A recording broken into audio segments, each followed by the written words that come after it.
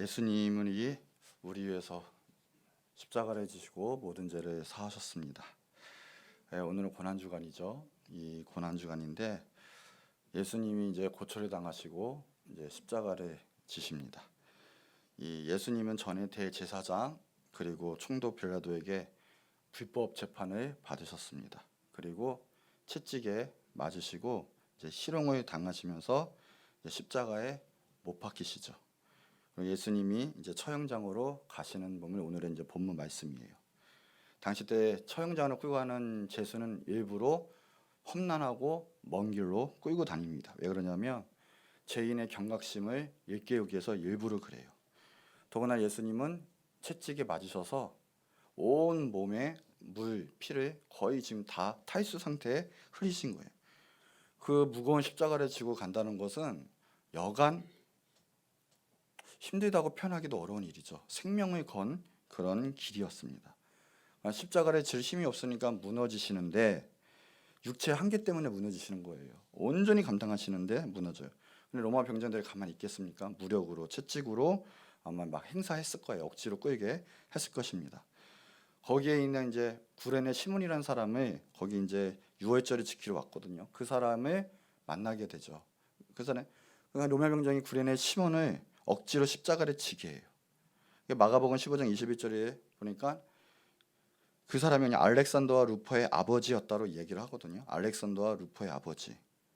그러니까 구레네 시몬이 아무것도 모르고 갔다가 그냥 제수의 십자가를 덩달아 지게 되는 거예요. 오늘 본문 32절 내용이에요. 이게 그러니까 억지로 지어가게 했어요. 억지로. 우리가 또 예수님 믿을 때 어떻게 보면 스스로 자원해서 나온 분은 거의 없어요. 누구의 전도로, 누구의 간청으로, 누구의 소개로. 또 때로는 생각도 마음도 없는데 학교 잘못 갔다가 미션 스쿨 갔다가 예배를 들어가 하나님 만난 사람도 있고, 또 회사를 갔는데 거기 CEO들이 또 믿음의 기업이에요. 그래서 이렇게 예배 드리다가 또 예수님 영접하는 경우도 있어요. 어떤 사람은 아내를 따라 억지로, 어떤 사람은 남편을 따라 억지로 왔다가 그게 다 하나님의 은혜예요. 예수님 만나고 구원받게 되는데 구레네 시몬은 본의 아니게 거기 봤다가 구경했다가 억지로 십자가를 졌어요. 기뻐서 졌겠습니까? 예수님 몰랐던 사람 처음에는 억지로 질 때 불쾌했을 거예요. 그 험난한 제수의 그 십자가를 내가 진다는 거, 그렇죠? 그러나 만약에 예수님이 누구신지 알았더라면 평생의 내 인생에 아니 가문대대로 최고의 영광이었을 거예요. 인류 역사의 십자가를 지는 사람은 단 한 사람이었어요. 그게 누구냐? 구레네 시몬이죠. 구레네 시몬은 너무나 은혜 받은 자였어요. 나 처음에는 몰랐던 거죠. 근데 그런 일들이 지금 우리에게 일어나고 있어요. 예수님이 날마다 우리에게 나와 같이 내 십자가를 좀 져보렴, 같이 십자가를 좀 지고 갈 수 있겠느냐. 예수님이 날마다 나에게 물어보셔요. 우리가 그때 십자가 억지로라도 지세요. 이것이 큰 은혜요. 하나님의 놀라우신 능력을 경험할 수 있는 기회가 되는 거예요. 나중에 보니까요, 로마서 16장 13절에 보니까 주 안에서 택하심을 입은 루포와 그의 어머니에게 문안하라. 그의 어머니는 곧 내 어머니니라. 사도 바울, 이 성경에서 제일 유명한 사도 바울이 그래요. 루포 그의 어머니에게 문안하라. 루포. 아까 말한 루포 맞아요. 그 루포예요. 구레네 시몬의 아들. 바울이 문안할 정도로 그 아들. 또 전승에 의하면 구레네 시몬은 하나님께 놀랍게 쓰임을 받았어요. 그리고 그의 나의 어머니다. 루포의 어머니. 즉 구레네 시몬의 부인이 자기 어머니 할 정도로 영적인 리더가 됐어요. 어마어마한 축복을 받은 거예요. 억지라도 십자가 지고 이 시간에 마음문 여시는 여러분 되시기 바랍니다. 모든 손해가 결국은 나중에 하나님의 은혜로 다 갚아주시는 걸 우리는 체험할 수가 있어요. 다 변해요. 그래서 이제 예수님은 끝까지 그 십자가를 지고 갈보리 언덕으로 가요. 오늘 33절의 말씀이에요. 갈고다 즉 해골의 곳이라는 곳에 이르러. 골고다 해골의 곳이라는 뜻인데 왜 그러냐면 거기에 사람들이 묻혀요. 또 때로는 해골의 모양처럼 생겼어요. 그 언덕이에요. 높아요. 제가 한번 가봤는데 막 뛰어간 것도 아니고 걸어가요. 걸어가는데도 힘들고 숨차고 땀이 나더라고요. 물론 날씨가 더워서 그런 것도 있겠지만 경사가 있는 곳이에요. 기본적으로. 거기에 무거운 십자가를 지고 온 살점이 뜯긴 채 피를 흘리면서 가니 그 십자가가 얼마나 무겁고 힘들겠습니까? 이제 다 달아서 34절 내용 보니까 쓸개 탄 포도주를 예수님께 먹이려고 해요. 근데 예수님께서는 먹지 아니하십니다. 온전한 정신과 온전한 힘으로 인류를 구원하시려고 그 십자가를 온전하게 지시는 거예요. 왜냐하면 그 쓸개 탄 포도주는 마취제 같은 역할을 하거든요. 조금이라도 힘을 좀 덜하게, 조금이라도 좀 잊어버리게 할 수 있는 마취제도 거부했어요. 온 힘, 온 아픔을 다해서 감당하신 거예요. 시편 69편 20절에 그들이 쓸개를 나의 음식물로 주며 목마를 때 초를 마시게 하였사오니, 이 말씀의 응답이 임했어요. 예수님은 온전히 우리 인류의 죄, 곧 나의 죄를 감당을 하셨습니다. 드디어 예수님은 십자가에 못 박히세요. 십자가 형벌이 얼마나 무서운지. 사람이 그냥 매달려만 있어도요, 숨이 차고요, 괴로워요. 그런데 양손 두 발에 못이 꽂힌 채로, 거기에 모든 하중이 물린 채로 또 금방 죽지 않아요. 사람이 3일을 산대요. 거기서 얼마나 아프고 힘들겠어요. 사람이 그냥 서 있어만 해도 사람의 몸은 망가져요. 가둬놓고 서 있기만 해도요. 근데 그런 자세로 매달린 채로 예수님이 그걸 감당하는 거예요. 근데 마태복음 20절 35절에 보니까 그들이 예수를 십자가에 못 박은 후에 그 옷을 제비 뽑아 그랬다. 제비 뽑았어요. 마태복음, 마가복음, 누가복음, 요한복음, 사복음서에 모든 것이 예수님의 이 십자가 사역이 나타났어요. 근데 단 한마디로 다 기록됐는데 이게 뭐였냐? 예수님이 십자가에 못 박히셨다라는 거예요. 예수님이 십자가에 못 박히셨다. 온 인류 때문에, 우리들의 죄 때문에, 나의 죄 때문에, 나 때문에. 예수님이 나 때문에 십자가에 못 박히신 거예요. 십자가의 처형은 그 근동 아프리카, 애굽, 바사, 헬라 등에서 유행했는 건데 함부로 하지 않고 정치범들, 참으로 치욕스럽고 고통스럽게 죽이기 위한 형벌이기 때문에 로마 시민권자에게는 그 형벌을 내리지를 않았어요. 그거를 예수님이, 죄 없으신 하나님의 아들, 어린 양 대신 그 예수님이 우리 때문에, 나 때문에 당하신 거예요.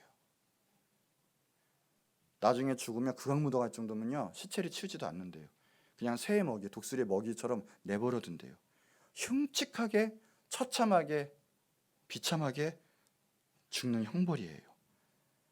예수님은 얼마나 고통을 당하셨는지 6시간 만에 돌아가셨거든요. 오전 9시에서 오후 3시, 지금으로 말하자면. 원래는 채찍질도 하지 않아요. 온전한 고통을 느끼기 위해서 하는데 예수님은 모든 형벌을 다 당하신 거예요. 그만큼 대제사장 그리고 로마인들에게 시기 질투를 당한 거죠. 그 모든 고초가 한마디에 있는 거예요. 예수님이 십자가에 못 박혔다. 예수님이 십자가에 못 박혔다. 상상할 수 없는 고통. 죄가 없으신 분이신데 그러면 우리는 지금 무엇을 하고 있냐라는 거예요. 그 당시 때에 무엇을 했느냐라는 거죠. 오늘 이 말씀은 잠깐 은혜를 나누고자 할 텐데 그 십자가의 밑에서 그 주변에서 어떤 일이 일어났었냐. 첫 번째, 오늘 말씀해 보니까 예수님의 옷이 사람들에게 나누어졌다라고 했거든요. 이게 35절이에요. 그 옷을 제비 뽑아 나누고 그랬잖아요. 옷은 뭡니까? 우리들의 치부를 가리는 것이에요. 우리들의 치부. 달리실 때 온 옷이 벗겨지시고 옷까지 뺏기셨어요. 쉽게 말하면 모든 것을 다 내어주신 거예요. 여러분 감당할 수 있겠습니까? 누구를 위해서 옷 벗고 동네라도 돌아다닐 수 있겠어요? 그건 못할 거 아니에요. 그러나 예수님은 그것마저도 모든 걸 내어주신 거예요. 옷까지도 뺏기셨어요. 겉옷, 속옷, 허리띠, 신발 다 인격적 모독 다 당하신 거예요. 하나없이. 요한복음 19장 23절 24절 보니까 예수님의 속옷은 통으로 짠 것이어서 나눠 가질 수가 없기 때문에 네 사람이 뽑아가지고 나눠 가졌다는 말이 있어요.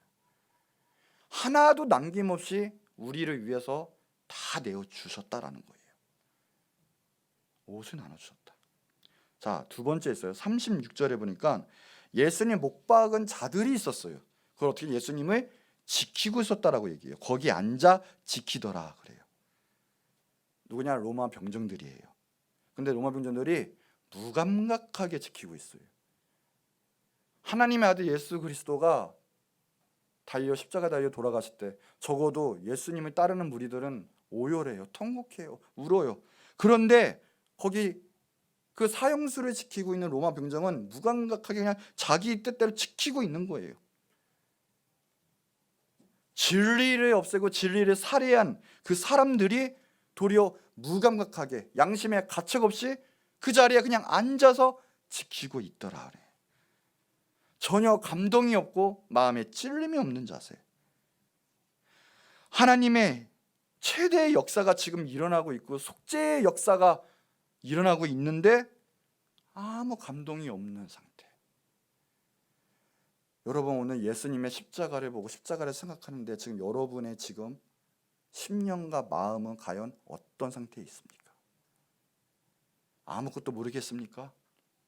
아니 무감각합니까?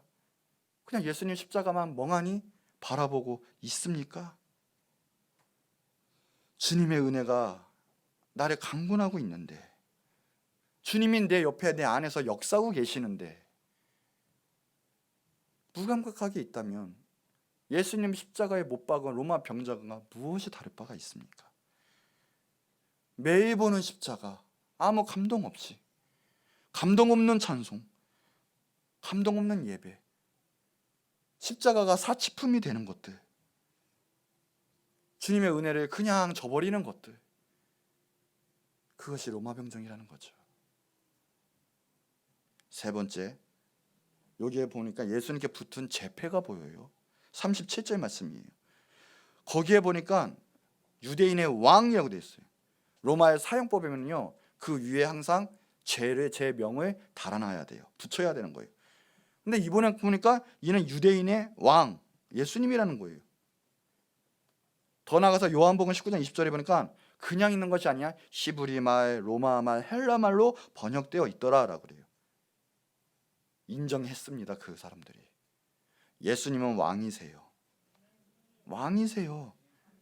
유대인의 왕이었고요, 우리의 왕이에요. 인류의 왕이에요. 구원자예요. 어떤 분이 이제 이런 말을 했어요.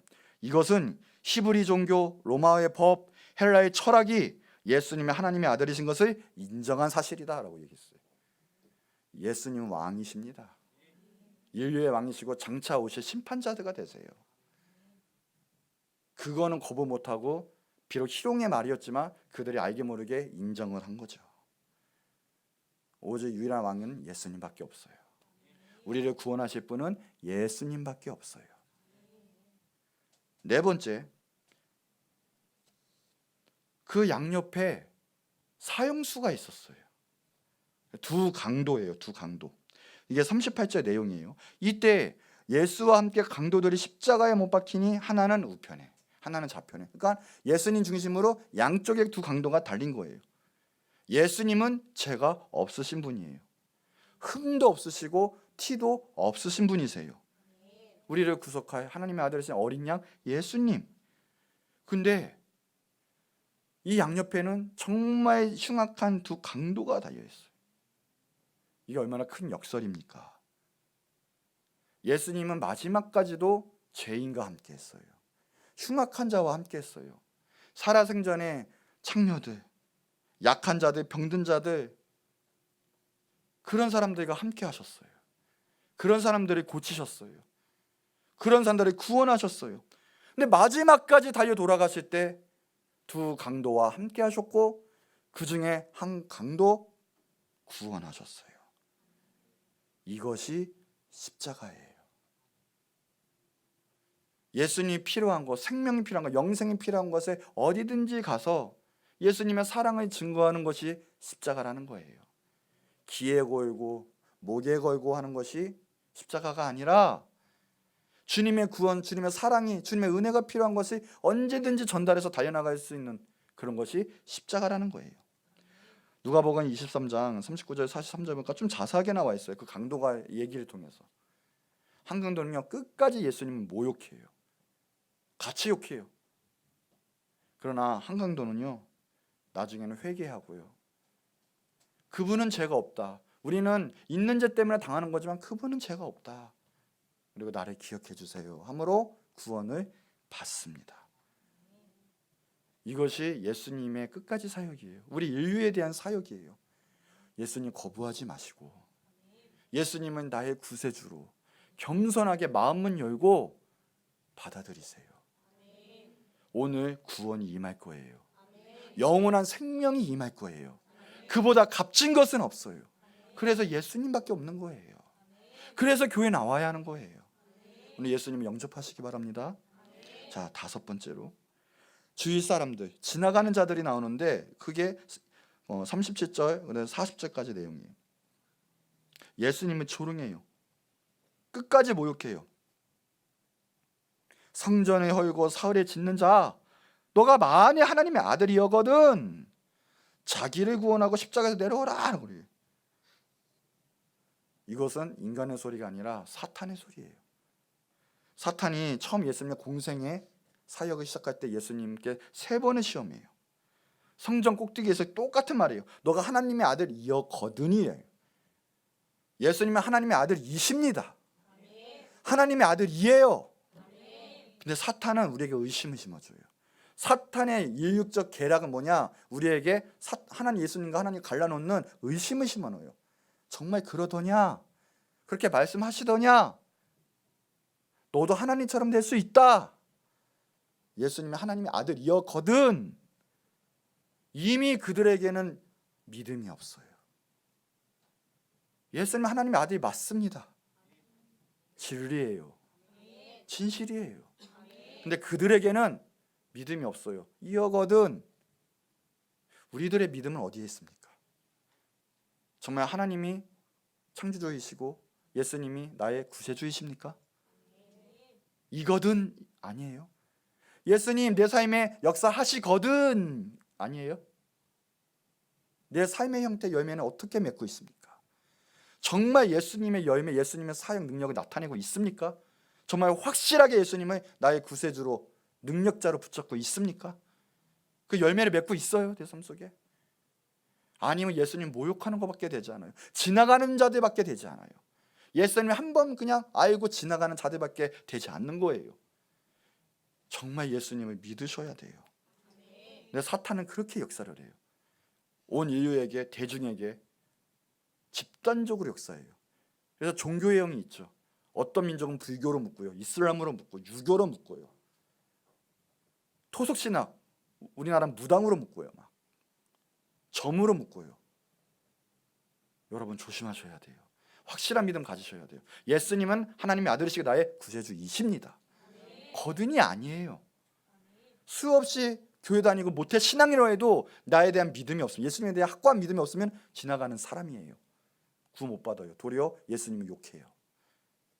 확실한 믿음이 있으셔야 돼요. 그 다음에 그 주변에 뭐가 있었냐? 종교 지도자들이 있었어요. 41절 43절 보니까 서기관들, 장로들과 함께 대제사장들 다 희롱했어요. 예수님을 욕하고 조롱하는데, 그가 남은 자는 구원했는데 너 자신 구원 못했다. 너가 이스라엘 왕이냐? 십자가에서 한번 내려와 봐라. 끝까지 욕을 해요. 그러면 그래요? 마지막에 뭐라는 줄 아십니까? 그리하면 우리가 믿겠노라 그래요. 그리하면 우리가 믿겠노라. 믿음이 없으니까 지극히 세상적으로 나가요. 믿음에 눈이 있는 사람은 현실을 초월하게 되어 있어요. 믿음이 없으니까 그러면 믿을게. 우리는 혹시 믿음의 상황은 어떠세요? 주님이 행해 주세요. 응답하게 해주세요. 그러면 주님 믿을게요. 섬길게요. 헌신할게요. 이거 아닙니까 혹시? 대제사장 말씀 모르는 거 아니에요. 서기관들 말씀 모르는 거 아니죠. 성경 달달해 오고 있어요. 토라, 레위기임 다 외우고 있어요. 자기가 전통 율법 다 알고 있는 사람들이에요. 애호요, 애호. 그런 사람들이 진정으로 예수님을 안 믿으니까 그리하면 우리가 믿겠노라. 그의 말이 나는 하나님의 아들이었다 하였도다. 그러니까 그의 말이, 성경이 내 말씀이 아니라 성경이 지식으로는 그렇다 되라, 거기서 머무는 거예요. 여러분, 아무리 교회 오래 다니고 아무리 신학 전공하고 아무리 사역자라고 해도 예수님에 대한 확실한 나의 구세주 믿음을 가지셔야 돼요. 고린도서 10장 4절 6절 제가 좋아하는 말씀이, 한번 읽어볼까요? 자, 시작.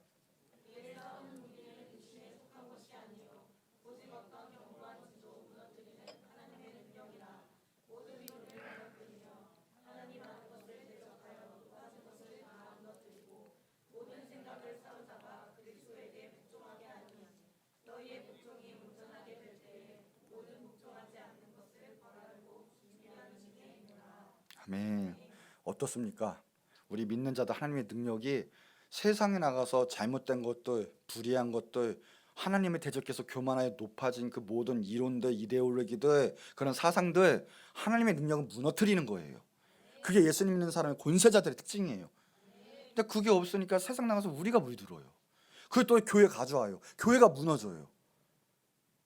성경 말씀이 우리의 표대고 성경 말씀이 우리를 지배하는 것이 아니라 우리가 무너져요.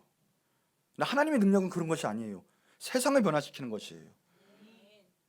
뭐뭐 해주세요, 그럼 믿겠습니다가 아니라 하나님의 능력을 가지고 정말 예수님을 나의 구세주로 믿고 예수님의 능력을 가지고 세상을 변화시키고 사람을 변화시키고 구원의 역사를 쓰는 것이 우리 믿는 자들이에요. 교회가 할 일들이에요. 이 역사가 우리 교회에게 일어나고 여러분에게 일어날 줄 믿습니다. 그래요. 그래서 이제 마지막 절에 44절에 보니까 함께 십자가에 못 박힌 강도들이 이와 같이 또 욕해요. 두 강도들이 있어요. 근데 분명히 그렇거든요. 한 강도가 회개했다 그러는데 썰이 이런 이론이 많아요. 예수님께 비난이 쏟아지는데 처음에는 상대적으로 두 강도가 같이 욕을 했지만 한 강도가 예수님의 정말 굳건한 신령한 또 신실한 그 흔들림 없는 그 모습을 보고 감동받아서 결국 하나님의 아들을 인정하고 회개했다라는 거죠.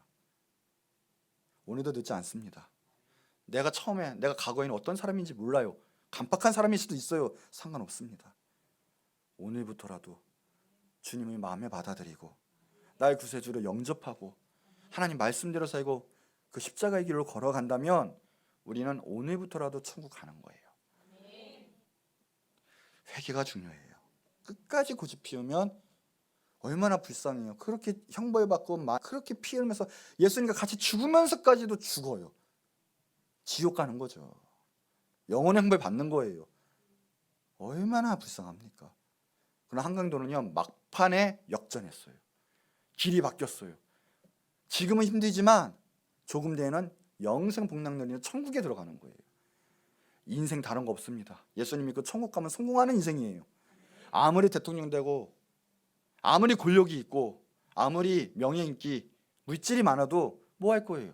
우린 다 죽어요. 어차피 영생 해결이 안 되면 우린 지옥 갈 수밖에 없는 인생이에요. 지옥 가면 실패한 인생이에요. 어차피. 우리는 얼마나 감사합니까? 예수님을 알았고 예수님을 영접했고 우리는 천국 갈 수 있어요. 얼마나 감사한 점인 거예요. 우리 옆 사람에게 축복합시다. 예수님 믿읍시다. 예수님 영접합시다. 또 한번 꼭 천국 갑시다. 아멘. 그거 아니면 교회 나올 필요도 없어요. 솔직히 안 그래요? 이게 맞는 거거든요, 솔직히. 그러나 예수님은 진리이시고 생명이시기 때문에 예수님밖에 없기 때문에 그래서 예수님 붙잡아야 되는 거예요. 예수님 최고로 붙잡아야 되는 거예요, 살면서. 거기에 온 전심 전력을 다해서 주님에게 걸어가야 되는 거예요. 자, 결론이에요. 이제 갈보리 언덕에서 일어나는 그 모든 좀 사건들, 일들, 오늘 가만히 보니까 영적 상태에 대한 요약본이에요. 온 인류에 대한. 지금은 안 그렇습니까? 똑같은 것 같아요. 그 당시 사람들만 그런 게 아니라 우리도 무감각했고 불평불만하고 감사가 없고 또 딴짓하잖아요. 또 예수님 조롱했어요. 우리가 지금 이와 같은 사람들, 이와 같은 사건들을 지금 일으키고 있지는 않습니까? 주님 예배한다 하면서, 찬양한다 하면서 무감각하게, 내 영적 상태가 그런 거예요 지금. 또 주님 맡기신 일, 사명 감당하는데 무책임해요. 이기적이에요. 내일이 먼저예요. 종교, 예수님은 종교로 생각해요. 십자가를 하나의 사치품으로 생각해요. 혹시 우리가 이런지는 아는지. 한국은 정말 축복받은 나라예요. 십자가가 많아요. 교회가 많아요. 많은 교파가 있고 많은 사역자와 목사들이 있어요. 그런데 과연 정말 십자가를 전하고 있습니까? 주님이 원하시는 하나님의 나라를 지금 만들고 있습니까? 라는 거예요. 우리는 언제나 십자가를 지금 전하고 있습니까? 우리가 갈보리 이 지금 사건에서 십자가의 사역에서 일어나는 일들, 십자가 자체는 수치스럽고 파멸적이고 저주죠. 사탄의 역사가 가득하고 복음을 맞고 예수님을 죽이는 사탄의 강력한 역사가 거기에 있죠. 그러나 예수님은 승리하셨어요. 그 사망과 죽음 부활의 승리로 바꾸셨어요. 예수님 모독했지만 예수님 막을 수 없었고 예수님은 우리의 온유의 구원을 가져다 주셨습니다. 예수님 부활하셨어요. 죽지 않으셨어요. 우리 예수님 믿기만 하면 예수님의 부활이 나의 부활이 될 거예요. 이 모든 사람들의 특징이 두 가지였다면 하나가 다른 거 아니에요. 십자가를 목격했는데도 한마디로 말하면 십자가를 붙잡지 못했어요. 예수님 옆에 있는데도 예수님을 붙잡지 못했어요. 정말 뭉둥병자처럼 무감각했어요. 즉 예수님 여러분 강권하세요. 지금 여러분을 위해서 예수님 돌아가신 거예요. 여러분이 당할 형벌 대신해서 채찍질 맞으시고 십자가 지시고 십자가에 높이 달리신 거예요. 온 부위가 피를 다 나 때문에 쏟으신 거거든요. 예수님을 믿는다면 절대 무감각할 수가 없어요. 진정으로 십자가의 사람, 예수님을 사랑하는 사람이 되어야 해요. 그러면 여전히 내 뜻대로 내 죄성대로 살아간다면 그것이 조롱하는 사람이요 모욕하는 사람이 될 거예요. 예수 나를 위하여 십자가를 질 때만 눈물을 흘리고 뭔가 숙연해지는 것 같고 그러다가 끝나는 것, 그 은혜로서 평생 만족하는 것, 그보다 무서운 것은 없어요. 아니요, 무서운 죄예요. 예수님의 은혜와 사랑을 내 공의대로 내 의대로 차버리는 것은 무시무시한 죄예요. 두 번째, 더 나아가서 무감각한 넘어서 그들은 예수님을 십자가에 못 박은 사람들이에요. 조롱했어요. 저주했어요. 기독교에서 첫 번째 순교자 그러면 우린 다 알아요. 스데반, 그렇죠? 스데반 집사님들하고 해요. 스데반 집사님에게 능력이 임하니까 복음 전하고 스데반 집사님이 설교를 할 때마다 사람들의 마음이 막 감화감동이 되는 거예요. 근데 참 신기하죠? 감화감동 된다는 뜻은 기분이 좋아지고 유쾌해지고 웃음이 나오고 스트레스가 날아가고 이런 게 아니에요. 신기하게 예수 그리스도의 말씀, 하나님의 말씀이 임하면요 찔림이 와요. 정말 괴로워요. 결단을 해야 될 것 같은데 안 되는 내 인생의 결단이 막 조마조마하게 되는 거예요. 그러면 회개하고 예수님 믿으면 되는데 그렇지를 못해. 더 이상 설교를 못 듣는 거예요. 스데반 집사님의 말을 못 듣는 거예요. 성경에 나와요. 길을 막아요. 그리고 돌로 쳐요. 죽여요. 돌이요. 복음이 선포될 때 두 가지 부류가 있어요. 하나는 회개하고 예수님께 돌아오는 거예요. 하나님의 자녀가 되는 거예요. 근데 나머지 부류, 중간은 없어요. 나머지 부류는 임의적인 어쨌든 간에 예수님 십자가 못 박는 사람들이 돼요. 말씀을 쳐버리는 사람이 돼요. 대적자가 돼요. 절대 십자가는 침묵하지 않아요. 하나님의 말씀은 강력해서 절대 가만히 있지를 못해요. 오늘 혹시나 여러분 찔림이 오십니까? 결단해야 되겠다는 마음이 오십니까? 설교는 반드시 비수가 돼서 찌르게 되어 있어요. 반드시 그래요. 그게 영이기 때문에 그렇거든요. 우리의 양심을 찌를 때, 우리의 더러운 속사람을 찌를 때, 우리의 죄를 찌를 때 우리는 결단해야 돼요. 아니, 십자가를 못 받는 사람이 될 수밖에 없는 거예요. 이것이 십자가의 능력이요, 십자가의 축복이 바로 거기에 있어요. 회개하고 돌이키고 우리의 모든 죄가 사함받게 하는 것이에요. 그것이 한 강도에게 일어났어요. 누가복음 23장 39절 43절 39절을 보면 다른 행악제 중 하나는 비방했어요. 너 예수님 하나님 아들 그리스도라며, 너와 우리 구원해봐. 다른 한 강도 뭐예요? 40절 41절에 보니까 너가 동일한 정죄를 받고서도 하나님을 두려워하지 않느냐? 이게 회개 역사예요. 오잖아요. 이제 내가 아는 거예요. 두려워지는 거예요. 내가 죄인인 걸 깨닫는 거예요. 스스로 고백하잖아요. 우리가 행한 일에 상당한 보험 받는 것은 당연한 거지만 예수님은 옳은 일이야. 옳은 사람이야. 옳지 않은 것이 없어. 뭐라고 합니까? 42절. 예수님, 당신의 나라에 임하실 때 나를 기억해 주세요. 오늘 그 역사가 일어나야 돼요. 마음문 열고 예수님 영접하고 회개하고, 예수님 나를 기억해 주세요. 뭐라고 합니까? 예수님이 밑절에 진실로 내게 이르노니 오늘 너가 나와 함께 낙원에 있으리라. 오늘 전심으로도 영접하면요, 전심으로 회개하면 오늘 천국 가는 역사가 일어나요. 오늘 그 십자가 사랑과 은혜, 그 놀라운 구원이 여러분 가운데 임하기를 축원합니다. 그래서 주님의 사명 감당, 십자가에 붙잡고 전하는 삶으로 인생이 변하는 축복이 여러분의 삶 가운데 있기를 축복합니다. 기도하겠습니다. 제 기도 한번 따라해 보세요. 하나님, 감사합니다. 예수님이 나의 모든 죄를 용서하시려, 속죄하시려 십자가에 달려 돌아가신 것을 이제는 믿습니다. 나를 기억하여 주시옵소서. 나의 모든 죄를 사하여 주시옵소서. 이제는 예수님을 나의 구세주로